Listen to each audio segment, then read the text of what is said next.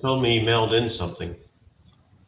All right, everybody, welcome to the Creative Finance Collective. This is our opportunity to get together and talk about all things creative finance and real estate.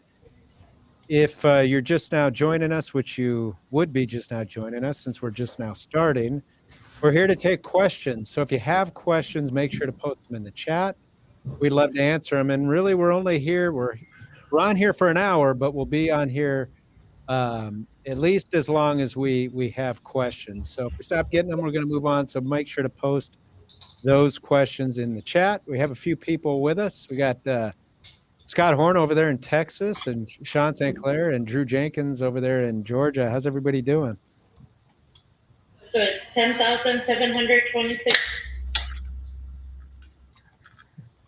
Yeah, sounds Like like it was on Scott's side, whatever that was. Yeah, that was me, guys. Yeah. So, what's Drew? What are your plans for Thanksgiving?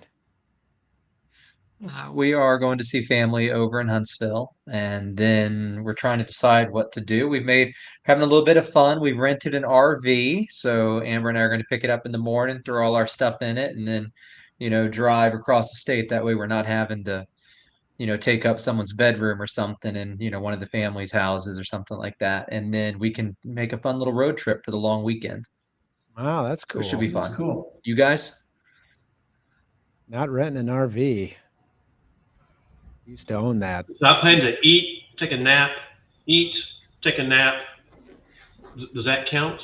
Are the Cowboys on Thanksgiving, Scott? Oh, I'm sure they are.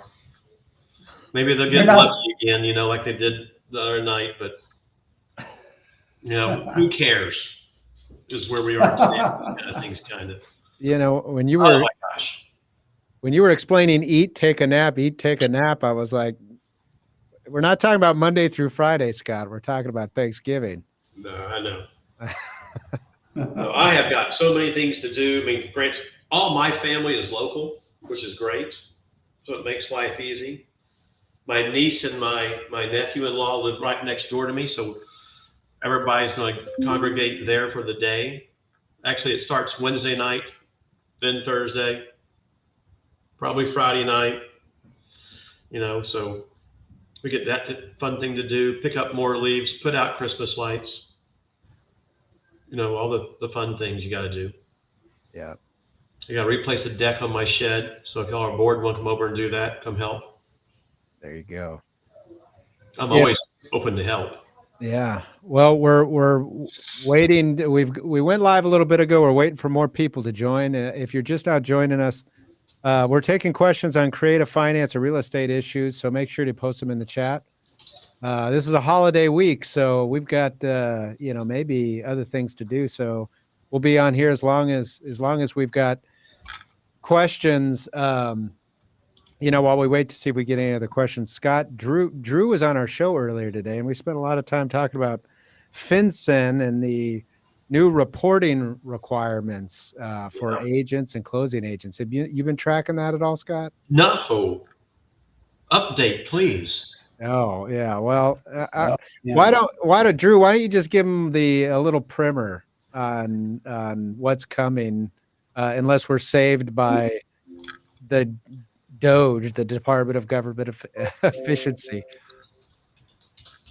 Hey, Scott, are any of the areas you operate in, are they subject to any of those geographic targeting orders? I don't know the geographic targeting orders. I'm so lowly, forgive me. No, the feds are worried about money laundering. For years, they have picked specific jurisdictions that they have required title companies and settlement agents to report, basically a short form of a SAR, right, under the Bank Secrecy Act. And they've decided that it was such a success at rooting out potential illicit transactions that they're going nationwide with it. So a new requirement for us will be we have 30 days after any closing to file essentially a streamlined suspicious activity report for any residential real estate transaction in which the transferee is an entity, including trusts and general partnerships, and that was not financed through an AML compliant institution. So that's cash and or most hard money lenders, I would say. So That would include a seller finance transaction. Yeah. So we just got Absolutely, yes. so we just Yes, absolutely. yeah. Hold on. We just got that question on YouTube. Will the FinCEN reporting requirements impact closing a subject to sale? Why don't we talk about it? So we just got the answer yes. Break down why. Whoever wants to do that. Drew, you're the most on top of that. So I mean, it's a cash sale. The reasoning is very clear. You did not have to disclose your information to an AML compliant lender who has a separate obligation under the Bank Secrecy Act to report you. That's why you are going to be subject to it under the new rules, is because from our perspective, it's a cash deal, right? Because you're taking subject to, and even if you were not taking subject to, you did not go through the beneficial ownership disclosures that you would have had you had been the initial borrower under the loan. So you're absolutely is going to have that report filed on you. so You know, I'm going to back up just a moment. Did we not talk about this on a previous program? yeah, I brought it up briefly. We Yeah, did. we talked about it. I think the solution we all had about this is we hope it goes away. But as of now, it's here. It's kind of like the all these damn acronyms. What's the business disclosure, beneficial ownership? CTA. The CTA. Yeah, CTA crap. You know, just one more thing the government wants to do for you, you know. And yes, please pray that Doge works and they get rid of all the regulatory junk that's not needed out there. But it's just like, okay, it's just more time and it's more money. It's going to trickle down to the client to cover the things you got to do. So I'm curious, Drew. So FinCEN is an agency of the federal government, right? HUD is an agency of the federal government. A common strategy for subject to transactions is to create a land trust, put the property into the land trust. As we talked about, trusts aren't exempt except for certain circumstances. If I go and report all the beneficial ownership information on this trust to FinCEN, does HUD have the ability to go to FinCEN and be like, hey, we're all feds here. How about some of that data? That's a great question. They haven't laid out. So what I do know is this: several of the comments were, why don't you just use the BOI, right? Like, why make us create a separate index? And other people said, well, you're already reporting most of this information anyway to the IRS, at least with respect to the sellers or the transferors, right? Your 1099s and your FERPTAs and all that. Why don't you just use the IRS? And their reasoning is all of these different agencies have different disclosure requirements. And we're not certain that the IRS data is extremely private, even though it's the craziest thing. We are literally sending the exact same information to FinCEN that we're also transmitting to the IRS. So the whole argument is, tax data is heavily protected. I'm literally telling you the same thing I'm telling them, right? As with respect to your transferors. And they're like, well, the BOI, certain entities may not have access to that. I think they're talking about sharing it with local law enforcement. Like, the whole concept of this particular reporting regime is making sure that local law enforcement have the ability to suss out typologies. Again, they're not even saying that it's money laundering. It's just transactions that are arranged in a way that raise suspicion. And of course, we don't know that, but they apparently do. The reasoning is it's going to be a separate database that's going to, I assume, be easier for law enforcement to access. I got a question that just came to mind. Talking about cash type transactions, right? What about foreclosure auctions? We had this discussion. Which is always a cash transaction, right? Yep. Yeah. I mean, always cash transaction. So does that Yes. mean that the trustees now have to Yes. report the same thing too? 'Cause I'll tell you what, here in Dallas, Fort Worth, and a couple of the other major cities in Texas, you go to these auctions, and what blows you away is how much people pay for property. And it's been that way for many, many years now. Not just 80 cents on the dollar a night. We're talking 110 cents or more. So we know what the value of these things should be and what to offer for them. And you watch the pricing structure, you go, holy bejeebers, who is paying that kind of money? And it's got to be, we believe it's, coming in from Asia where they're just trying to park money. It's cartel money here in Texas doing it.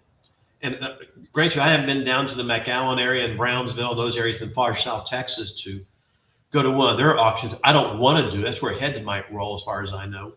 But we have been seeing this for so long here. You just scratch your head going, who in their right mind would actually pay that kind of money? And I get that these hedge funds paid some stupid money previously to buy houses. That was 8-10 years ago. That's filtered out of the system now. But you watch that, and I understand why the government would want to know something like that. Because we suspect there's always a lot of money laundering going on in those scenarios. But that's a whole bunch of recording that these trustees have to do now, if that's the case also. Yep. So And that is if what I can makes just it this read non-judicial. the paragraph that's from the comments. The final rule also does not adopt the suggestion to exclude foreclosure sales. Although Fenson notes that foreclosure court proceedings wherein a lender obtains a judgment to foreclose on property would be excluded under the exception for transfers required by a court of the United States. Outside of such court-supervised foreclosure proceedings, Fenson does not agree that potential reporting persons involved in sales of foreclosed property should be treated differently from other transfers, as such sales where the property is sold to a third party do not necessarily present a lower risk for money laundering. Oh, I hear that kind of an explanation. I'm going, what's the difference? There is none. A court-ordered sale, you still go down to the auction. It's auctioned off in traditional fashions. Same Right. thing. No difference. Yeah. Yeah. The sheriff is not figuring out who's purchasing or not purchasing. The sale's the same. No, and whether Amazing. here in Texas, the sheriffs do our they do our tax lien foreclosures, judgment lien foreclosures, executions, those things. The attorneys typically do all of the other foreclosures. Even if it's a judicial foreclosure, you just get an order and you go down and foreclose, right? And it's the same process. Why would that be exempted? That's your wonderful government at work again, not thinking through things. No, they've exempted anything in which a court supervises the transaction. So they've exempted bankruptcy sales. They've exempted, court-ordered sales. Yeah. Yeah, it's about 0.1% here in Texas, being a non-judicial state. Yeah. Probably the same in Arizona. Yeah. I'm sure there's going to be a lot more of them. Yeah, that's where this is going. So the reporting can't be that hard to do. It's just a time thing to go online, fill the form out, and submit it, right? Yeah, like Andy brought up. Yeah, the foreclosures have a special wrinkle when it comes to filling out the form. Just to let you know, the form cannot be filled. It must completely leave blanks, and I'll let Andy explain what's wrong with the trustee sales. Well, I think what we were discussing earlier today was the problem of, I guess if there was some conventional loan and there's loan servicers and the borrower's name and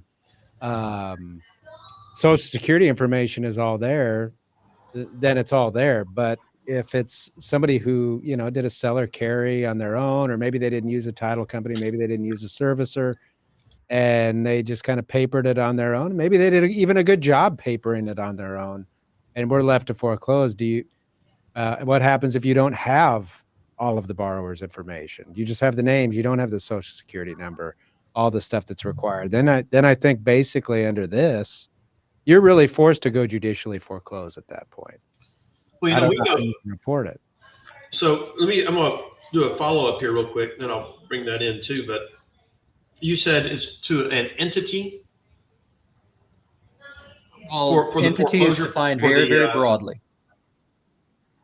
Okay, so trust, limited partnership, Yes. LLC, corporation, but to an individual, you don't have to do it. Correct. Correct. Okay, got it. That is correct. So just FYI, know when we go down to the foreclosure auctions, we take our recorder's receipt with us, our sale receipt, and we get all of the borrower's information, right down the line, name, address, whatever it might be. And it sounds like you've got to include the EIN on there as well.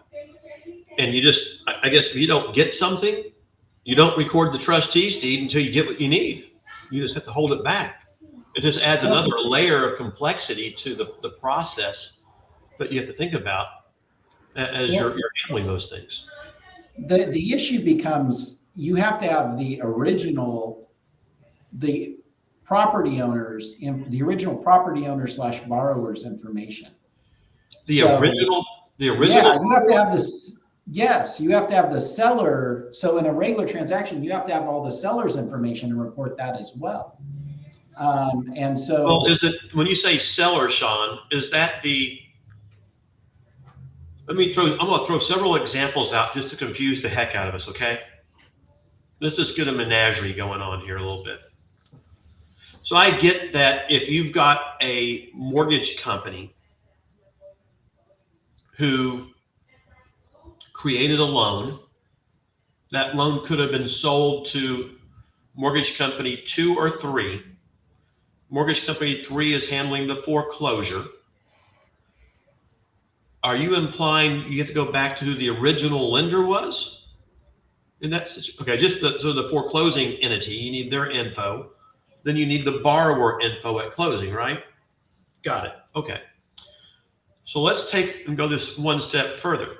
Let's assume Mr. Investor out there has bought a home subject to the existing debt. He does a wraparound loan to a borrower.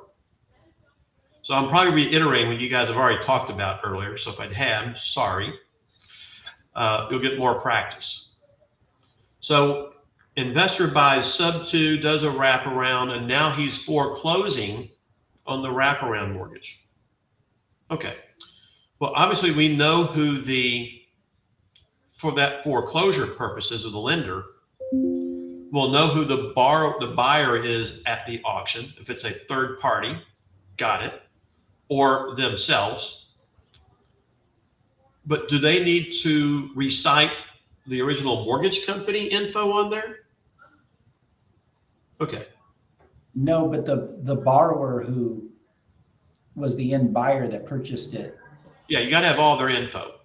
you have to have all their info. So if you didn't get their info up front and they don't cooperate at the time of the sale, you may not be able to non-judicially foreclose. Okay, so the person that is getting foreclosed upon, Yes, got to have all their info correct, as well as the buyer at the auction. correct. And not just the buyer's info. It's like opening a bank account. You need to know who owns it and who manages it and get their tax identification numbers and their addresses. When you say manage, you mean like a loan servicer possibly? No, I mean like a manager for an LLC, right? So if all four of us, had an LLC together and, we elected Scott, you as the manager, we're going to need four SSNs, 4 addresses, one for each of us as owners, and then one for you as the manager. It's the CTA's regime being brought down to real estate transactions. Holy cow. So you need all owners of the LLC or the corporation, all the shareholders? If it's not publicly That's what it traded. says. Hey, and Scott, guess who's exempted out of this thing? Yeah, not us. No. Wall Street. Well, the publicly traded companies, right? It's the publicly traded ones, right? Yes. Yeah. Yes. That's just like CTA. And it's the same banks way. themselves. Yeah, and it's the banks themselves. So if a bank did do a non-judicial foreclosure, so long as they purchased at their auction, they're also exempt. And then, they can sell it and it would be their, it would be their 10 that they would use when they sold it to their ultimate buyer. So REOs are going to become a lot more practical, I guess. So you've got to have the social security numbers of all the member managers of an LLC or the directors of a corporation. Let's see, adopts reasonable reliance standard. If they own 25% or more interest. Yeah. Yes, it's the exact. You just make that an automatic. It's the Bank Secrecy Act, the legal entity, beneficial owners of that transferee entity or transferee trust. Yeah. You have to bring this up before Thanksgiving holiday. You could have done this next week. Yeah. Well, the other thing we were talking about too is we kind of talked about this at the end of the show, but what this also loops in are those kind of those small mom and pop investors that own like, an extra house or two that are going to rent it out, and they just want to deed that home into an LLC for asset protection purposes. You've seen those. We've all done a transaction for those kind of persons, just small time stuff that falls in under these reporting requirements as well. And remind, just because I know Scott will like to hear it, Drew, I don't remember them all, so I'm going to lean on you, but the penalties that you can face. Let me pull that up real quick. Yeah, so there's actually multiple sets of penalties. Consistent with whatever, it is unnecessary to list potential penalties in the regulatory because they're already set forth by statute. Because, Scott, I didn't know this. Did you realize that we are defined as financial institutions under the Bank Secrecy Act? Whenever that passed so many decades ago. Regulations for us. That's how they have the power to do this, is we're actually written into the statute as financial institutions. That's a settlement agent and title companies. Settlement agent, not law firm, but settlement agents. They catch us a separate way. But yeah, so we are apparently in the statute from way back when. They just declined to regulate us, and now they are regulating us. So here's the penalties. A final rule, a civil penalty as of the publication of not more than $1,394 for each violation, and an additional civil monetary penalty of up to $108,000 for a pattern of negligent activity.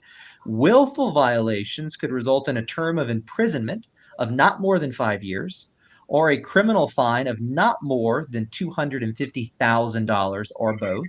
In addition, such violations could also result in another civil penalty, not greater than the amount involved in the transaction, not to exceed $278,937 or $69,733. This penalty structure generally applies to any violation of a BSA requirement. We are now under the same penalty regime as banks.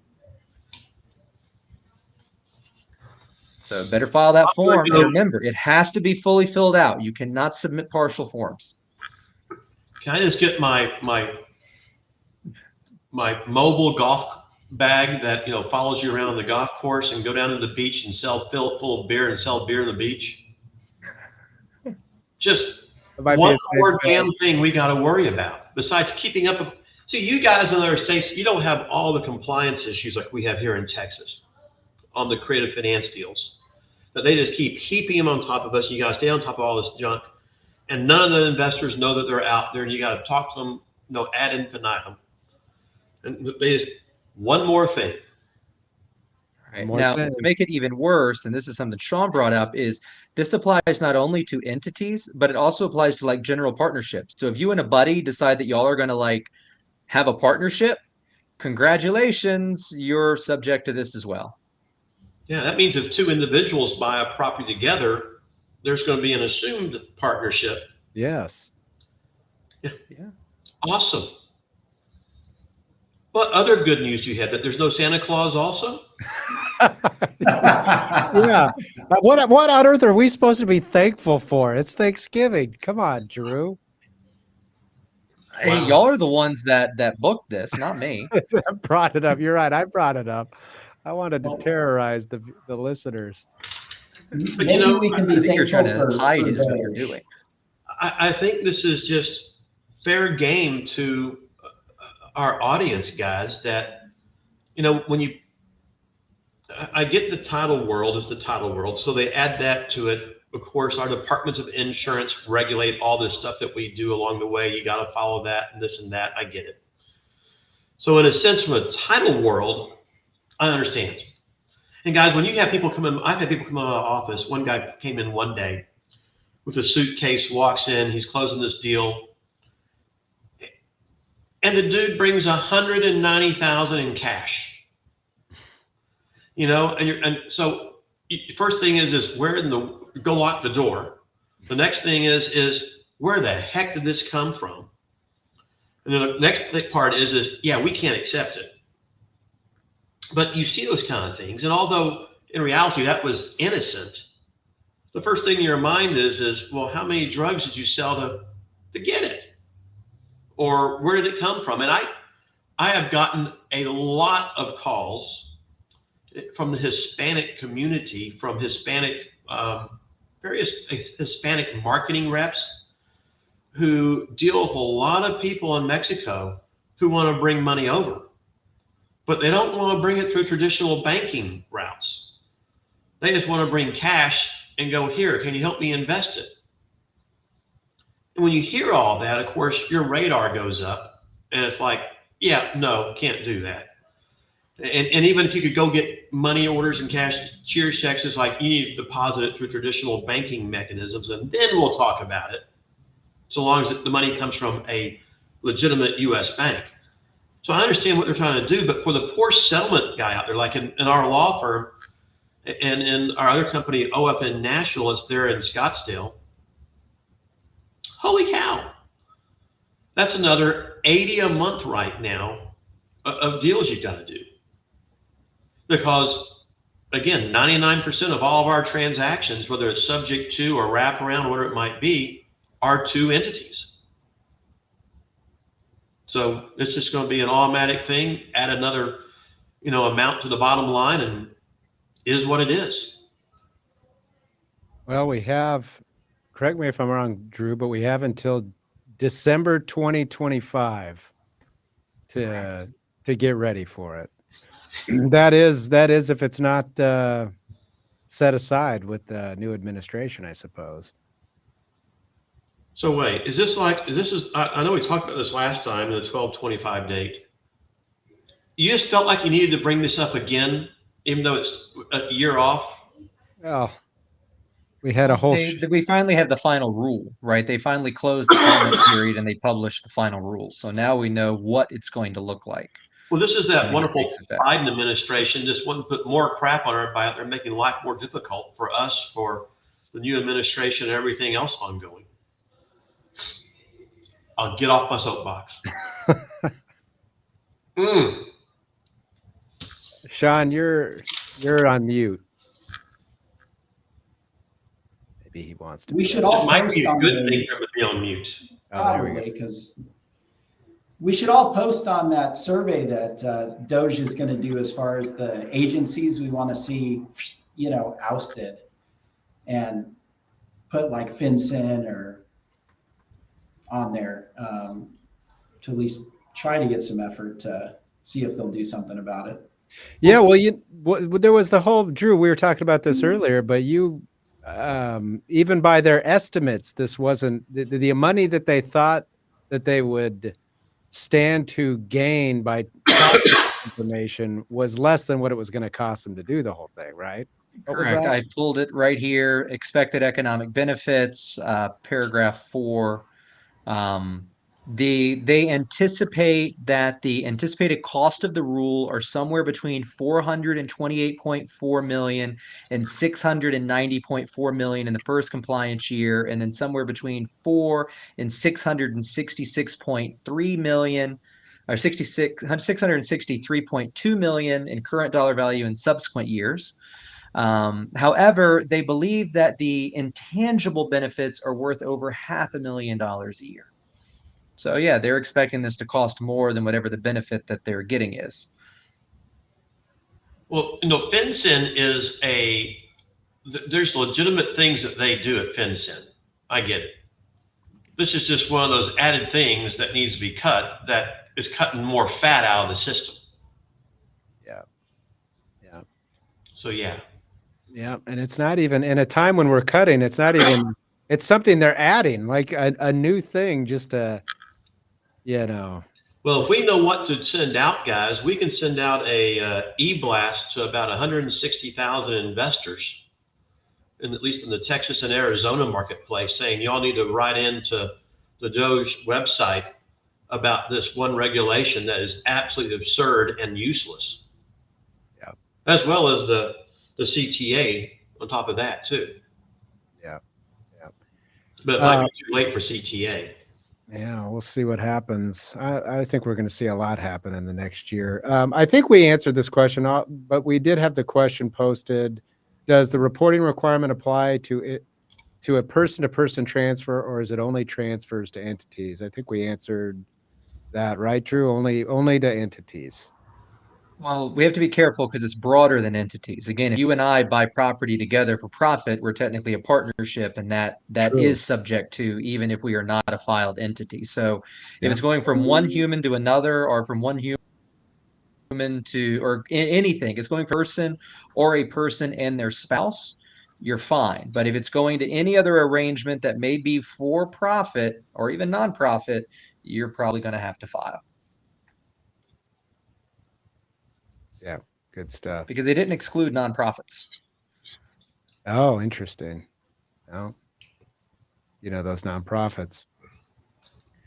Well, that we've received all the questions, or we haven't received any other questions. You guys, anything else going on in your communities, creative finance wise, that you have going on? Anything new going on in Texas, or Scott, or is it same old when it comes to creative finance?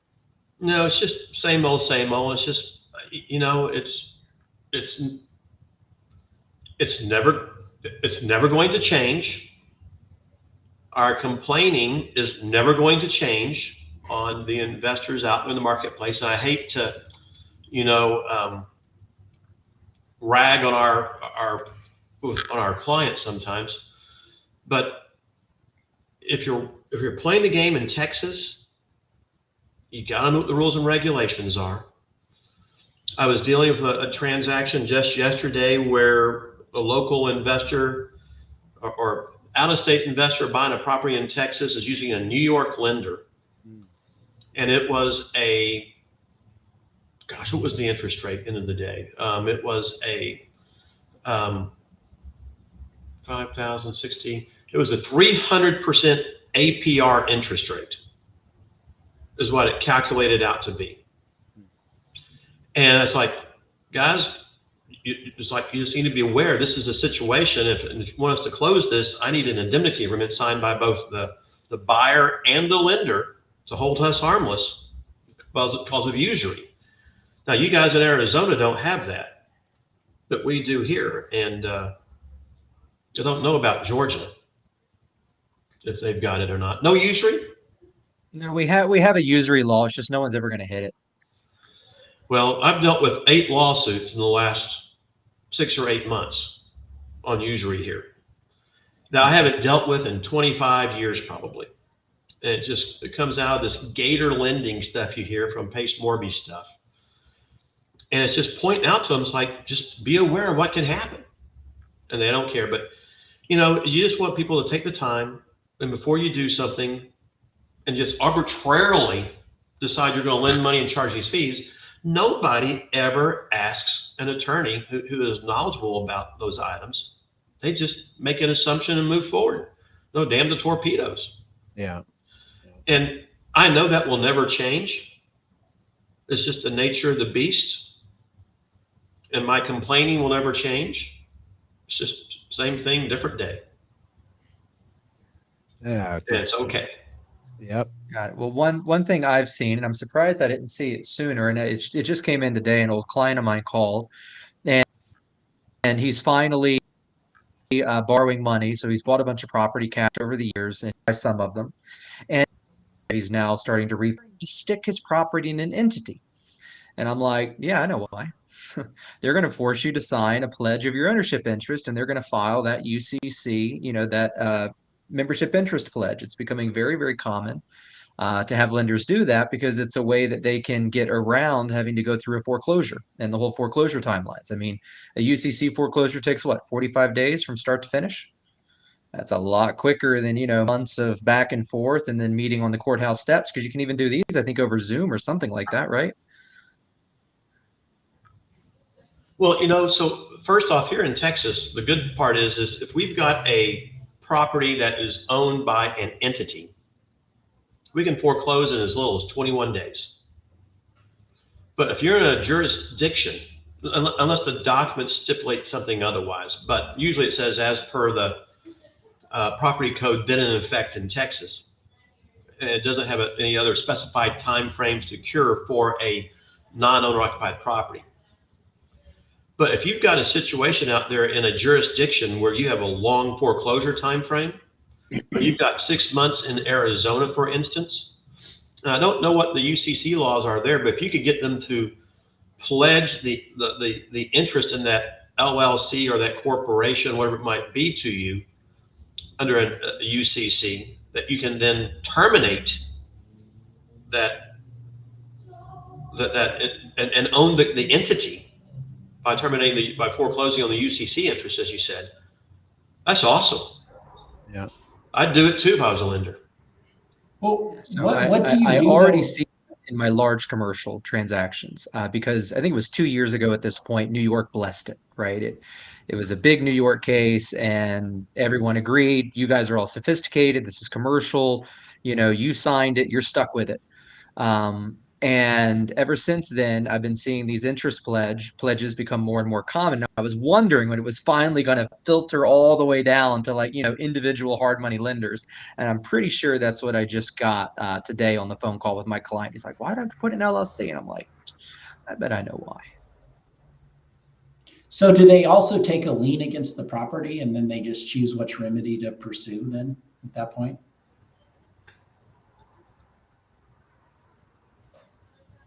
I would if I was them. So what I they kinda do like is my either or nowadays have we're my filing, we're filing 3 UCCs.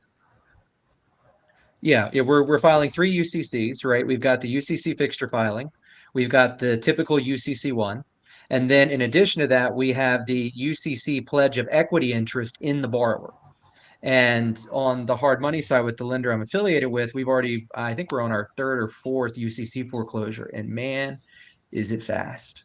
And it is, I'm pretty sure, done through Zoom, right? Like we've got, the bigger law firm, based somewhere in the mid-Atlantic, and we just ship it over to them, and, they start whatever those proceedings are, and, we foreclose. It's interesting, but yeah, it's a lot quicker. It's a lot cleaner. The risk you take on is if your, screwball borrower went out and, borrowed additional debt without telling you. But that's why all your loan docs have the Right. non-merger clauses, right? You want to make sure that you don't accidentally merge your lien against the property with your ownership in the borrower. Okay, so you also have a mortgage or deed of trust against that property as well. So you can wipe out any junior liens. Correct. Yeah, because correct, if needed. There shouldn't be no junior liens, and so long as there's not, you're in a much better position. But even if there is, you Right. still have the option, thanks to your non-merger language, to wipe them out. Makes sense. All right. Well, guys, it's Thanksgiving week and we don't have any other questions. So why don't we call it? Drew, we've had a long day of FinCEN. We need a vacation from that, but hopefully, hopefully we'll see what the law does next Started on year. that tomorrow. But I yeah, wish him great dreams about this tonight for bringing it back up all day like this. I know. Yeah, well, it was me. I brought it up. I will take the blame. Well, good stuff, guys. Enjoy your Thanksgiving, and let's do it again next week. Happy Thanksgiving, you guys. Happy Thanksgiving. Awesome. Bye, y'all. All right. Thank you, All everyone. right.